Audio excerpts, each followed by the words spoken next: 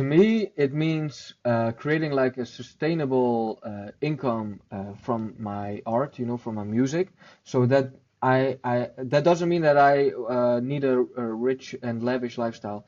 Like if I can just manage to, pay my rent, and don't have to stress about that kind of stuff, then I already consider myself successful, like I'm a professional music producer, I can depend on myself and know that I can make a sustainable, stable living off of my art.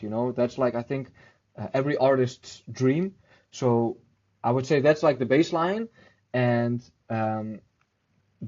artistically, I would say working with the artists that I look up to most and am inspired by most, the reasons that I'm doing this stuff, getting the opportunity to work with them, for them, that's the Hmm. big dream.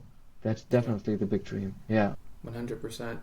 I mean, it's the little things, It isn't even like, you mentioned the lavish lifestyle, the hundreds of thousands. It's just like, hey, if I'm able to like quit my job and just do this for fun all the time, Yeah. then I'm winning. You know what I'm saying? Definitely. And you know what? That's always the first step. And I think that's the beginning is always the funnest part. Like right now, believe it or not, you may be working really hard, but this is kind of like the part where like 3 years from now you look back, you're like, yeah, I can't believe I was like that, doing Yeah. this, doing that, Yeah. but like the journey is the best part of Yeah. like the success anyways. It's never the end, it's always like about the middle.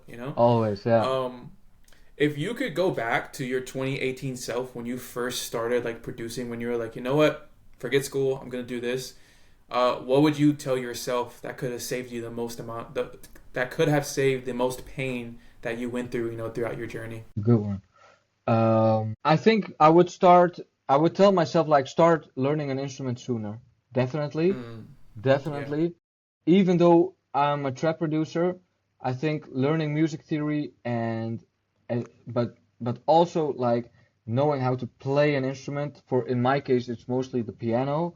Mm-hmm. That's like key, man. Like Mm. I'm just starting to really take it seriously, like making myself practice every day at least for like a half an hour or an hour, you know, just practice because um, it just opens up so much more uh, creativity, like it makes it so much easier to get your idea, the sounds that you have in your head onto your screen, and you feel the music, you get to Mm-hmm. feel it much more than just trying to click in notes, in your DAW. So yeah, I think that definitely. No, I agree.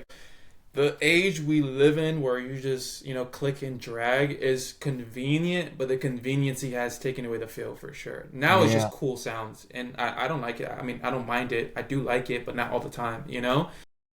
And I think what I've learned is, because I totally agree, I wish I learned an instrument a lot like sooner.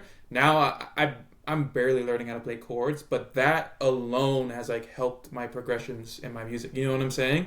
And what I realize is it's like speaking another language, like literally. It's like speaking sign language or like talking another language. If you can communicate in that language and you understand like what emotions would communicate just like the way words do, then like it takes it to a whole nother level. And I had the same exact feeling. Like I wished I got into piano when I was younger, or yeah, or guitar, whatever it is. yeah. But cool, man.